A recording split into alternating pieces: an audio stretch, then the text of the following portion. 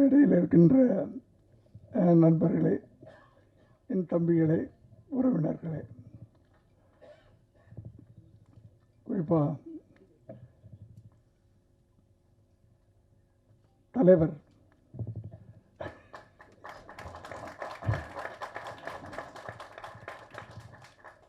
எல்லோருக்கும் என்னுடைய மீடியா நண்பர்களே,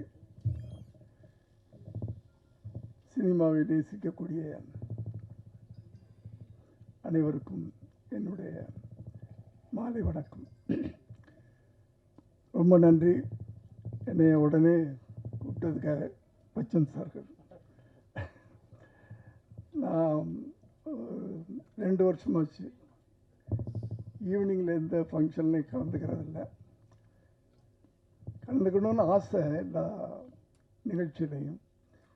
பட் ஒரு வயசுக்கு மரியாதை கொடுக்கணும்ல, அதை நான் கொடுத்துக்கிட்டு அடக்க ஒடுக்கமாக ஒரு 6 மணி ஆச்சுன்னா வீட்டுக்குள்ளே போய் அடைஞ்சிடுறது. 7 மணிக்கெலாம் டின்னரை முடிச்சுட்டு அப்படியே சினிமா 7:30 மணிலேருந்து 9 மணி வரைக்கும் ஏதாவது ஒரு சினிமாவை பார்த்துட்டு அழகாக 9 மணிக்கு. அதனால் நான் எங்கேயுமே ஈவினிங்கில், அதை நான் சொன்னேன், வந்தால் நடுவில் போகக்கூடாது, அது சபை நாகரிகம் இல்லை. பெரியவங்களாம் இருக்கும்போது நான் பாட்டுக்கு பேசிட்டு போனேன்னா நல்லா இருக்காது.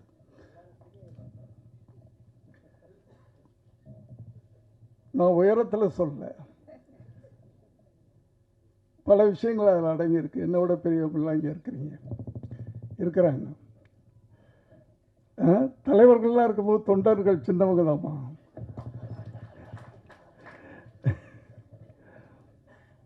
இல்லையா? அதனால் தங்கர் பச்சன் அவர்களுக்கு என்னுடைய நன்றியை தெரிவிச்சுக்கிறேன். ஒரு நல்ல ஒரு எப்படின்னு சொல்கிறது தெரியல, அந்த நினைப்பு இருக்கிறதில்ல.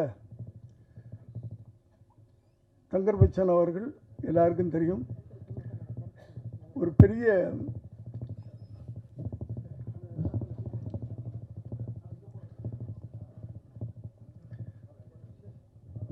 இயக்குனர்.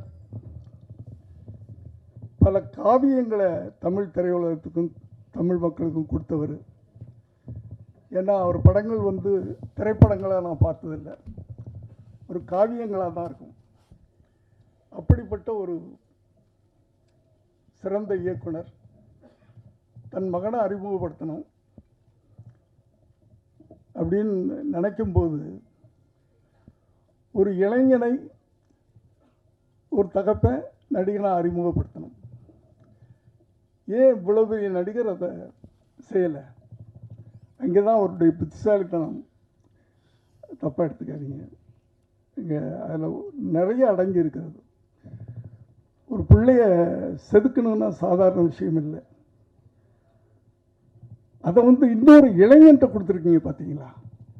அங்கே தான் நீங்கள் செதுக்க ஆரம்பிச்சிட்டீங்க. நான் கூட அதான் நினச்சேன், நடக்கலை. என் மகன் விஜய் அவர்கள் நடிக்கணும்னு சொன்னப்போ அவரை ஃபோட்டோ ஷூட் எடுத்துகிட்டு, நான் இப்போ பிஸியாக 90ல் பல மொழிகளில் அவ்வளோ இதாக இருக்கும்போது நானும் அப்படி தான் நினச்சேன். நம்மளே நம்ம பிள்ளையை அறிமுகப்படுத்தினா நல்லா இருக்காது. அதில் பல சிக்கல்கள் இருக்குது அப்படின்னு ஃபோட்டோ ஷூட் எடுத்துகிட்டு அந்த ஆல்பத்தை கையில் வச்சுக்கிட்டு எத்தனையோ இயக்குநர்கள்ட்ட போயிட்டேன். நான் ப்ரொடியூஸ் பண்ணுறேன், எவ்வளோ வேணாலும் செலவு பண்ணுறேன், இவனை நீங்கள் டைரக்ட் பண்ணணும் அப்படின்னு பல இயக்குநர்கள்ட்ட போனேன். யாருமே, பல தயாரிப்பாளர்கிட்டலாம் போனேன். அப்போ தான் கடைசியாக போய் நானும் என் மனைவியும் ஆர்பி சௌத்ரி சார்கிட்ட போகிறோம். ஏன்னா அவர் புது புது டெக்னீஷியன்லாம் உருவாக்குறவர் தைரியமாக. அவர்கிட்ட போய் இதே வார்த்தை நானும் என் மனைவியும் போய் கேட்குறோம். அப்போ தான் அவர் சொன்னாரே, நீ தான் பெரிய டைரக்டர் ஆச்சையா, நீயே அங்கேயும் இங்கே அழைச்சிக்கிட்டு இருக்க, நீயே அவனை வச்சு படம் எடுக்கியா அப்படின்னு சொன்னார்.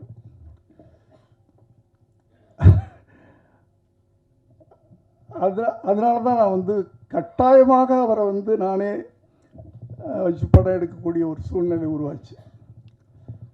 ஆனால் தங்கர் பச்சான் அவர்கள் ரொம்ப அழகான வேலையை பண்ணியிருக்கிறாரு. ஒரு இளைஞனை அறிமுகப்படுத்தணும், அந்த இளைஞர்கள் மத்தியில் போய் ஒரு நடிகனாக பச்சக்குன்னு நெஞ்சில் நிற்கணும். அப்படின்னா இன்னொரு இளைஞன் அந்த இளைஞனை உருவாக்கணும் அப்படின்னு நினச்சி அந்த பொறுப்பை கொடுத்துருக்கிறாரு. அவர் பாலு மகேந்திரா அவருடைய பட்டை தீட்டப்பட்டவர் அப்படின்னு சொல்கிறாங்க. எனக்கு அவர் பழக்கம் இல்லை. இருந்தாலும் அவர் இந்த படத்தின் மூலம் முதல்ல ஒரு இயக்குனராக, ஒரு இயக்குனர் சங்கத்தில் அதன் மூலமாக கூட நான் ஆசைப்படுறேன். அந்த இயக்குனர் வெற்றி பெற வேண்டும். முதல்ல ஒரு இயக்குனர்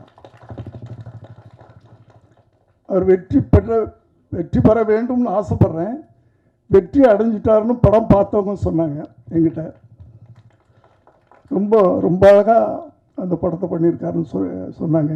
கேள்விப்படும்போதே சந்தோஷமாக இருந்துச்சு. அடுத்து ஹீரோ, அதாவது ஒரு தகப்பனுடைய கனவு, தன் பிள்ளை அப்படி வரணும் இப்படி வரணும். ஆனால் இவர் தன் பிள்ளையுடைய கனவை நிறைவேற்றுறதுக்காக இந்த ஒரு ப்ராஜெக்டை அவர் ஆரம்பித்து பண்ணியிருக்கிறாரு. அவருக்கு என்னுடைய வாழ்த்துக்களை தெரிவிச்சுக்கிறேன். அந்த தம்பி இந்த திரையுலகத்தில் ஒரு பெரிய கலைஞராக வரணும், உருவாகணும் அப்படின்னு நான் வந்து வாழ்த்துறேன். மற்றபடி இதில் சப்போர்ட்டிங் கேரக்டர்ஸ் அப்படின்னு சொன்னால் நிறைய பேர் இருக்காங்க. ரொம்ப அழகாக எல்லாரையுமே புதுமுகம் போடாமல் சப்போர்ட்டிங் தான் ரொம்ப முக்கியம். ஒருத்தனை தூக்கி நிறுத்தணும்னா பக்கத்தில் இருக்கவங்களாம் சேர்ந்தானே தூக்கி நிறுத்தணும். அப்படி ஒரு கனமான கதாபாத்திரங்களை மையப்படுத்தி அப்படி அதை ஏற்று நடிக்கக்கூடிய சிறந்த நடிகர்களெல்லாம் கூட நடிக்க வச்சிருக்கிறாரு. எல்லோருக்கும் என்னுடைய வாழ்த்துக்கள். பேரன்பும் பெருங்கோபமும், அதுலேயே வந்து கதை, அன்பு காட்டுறவனுக்கு நான் அடிமையாக இருப்பேன், அடக்க நினச்சா என் கோபத்தை யாராலும் அடக்க முடியாது.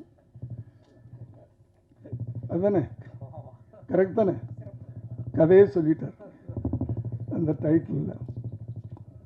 என்னுடைய ஃபார்முலா தான் அது. என்னுடைய ஃபார்முலா, என்னுடைய குணாதிசயம். நாங்கள்லாம் வந்து ஒரே குணாதிசயங்கள் கொண்டவங்க தான். அன்புக்கு அடிமையாக இருப்போம், அடக்கணும்னு நினச்சா அவ்வளோதான். எங்கள் கோபத்தை எங்களாலே அடக்க முடியாது இல்லையா? அப்படியே இருந்தால் அப்படியே ஜெயிச்சிட்டோம். அது ஒரு விஷயம். ஸோ இந்த படக்குழுவினரையும் சம்பந்தப்பட்ட அத்தனை பேரையும் நான் மனதார வாழ்த்துறேன். இந்த படம் ஒரு பெரிய வெற்றி அடையணும். ஏன்னா சின்ன படங்கள் தான், சிறு முதலீட்டு படங்கள் தான் ஓடணும். அதுக்கு என்ன பண்ணுறதுன்னு தான் தெரியாமல் தவிச்சுக்கிட்டு இருக்கோம். திரையுலகமே திகைச்சு போய் நின்றுக்கிட்டு இருக்கு. அதுலேயும் ஒரு மெசேஜ், நீங்கள் தங்கர் பச்சான் சார் எடுத்துக்கிட்டிங்கன்னா அவருடைய படங்கள்லாம் ஆணித்தரமான ஒரு அழகான ஒரு செய்தியை சொல்லுவார். மெசேஜ் சும்மா எடுத்துட மாட்டார். கத்தி, ரத்தம், வெட்டு, குத்து, அது அவருக்கு தெரியாதது. காவியங்கள், அவர் இந்த படத்தை வழங்குறார் அப்படின்னு சொன்னால் அதுவும் ஒரு காவியமாகத்தான் இருக்கும் அப்படின்னு நான் நம்புகிறேன். நான்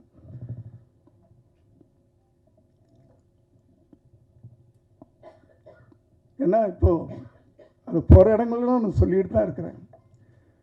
வருகின்ற எழுத்தாளர்கள், இளைய தலைமுறை எழுத்தாளர்கள், இயக்குனர்கள் அவர்களுக்கு ஒரு பொறுப்புணர்ச்சி வேணும்னு சொல்லிக்கிட்டே இருக்கிறேன். ஏன்னா சினிமான்றது ஒரு பயங்கரமான ஆயுதம், வலிமையான ஆயுதம். சினிமா வந்து சொசைட்டியில் அவ்வளோ பெரிய தாக்கத்தை ஏற்படுத்துது. அதை ரொம்ப ஜாக்கிரதையாக கவனமாக நம்ம கையாளணும். ஆனால் இப்போல்லாம் வந்து படம் ஓடணும், அதுக்கு என்ன பண்ணணும்னு பார்க்குறாங்களே தவிர அதில் என்ன நம்ம செய்தி சொல்கிறோம், மக்களுக்கு என்ன சொல்கிறோம் அப்படின்றது இல்லை. அந்த படம் ஓடணும், என்ன கதை அதெல்லாம் கேட்காதீங்க அப்படின்னு வர்ற இளைஞர்கள் எல்லாரும் இல்லை, ஒரு சிலர் அவங்களுக்கு அந்த பொறுப்புணர்வு வேணும். நீங்கள் சினிமா மூலமாக என்ன சொல்கிறீங்க மக்களுக்கு, ஜனங்களுக்கு என்ன சொல்கிறோம்? சும்மா காசு சம்பாதிக்கிறது மட்டும்தான் சினிமா.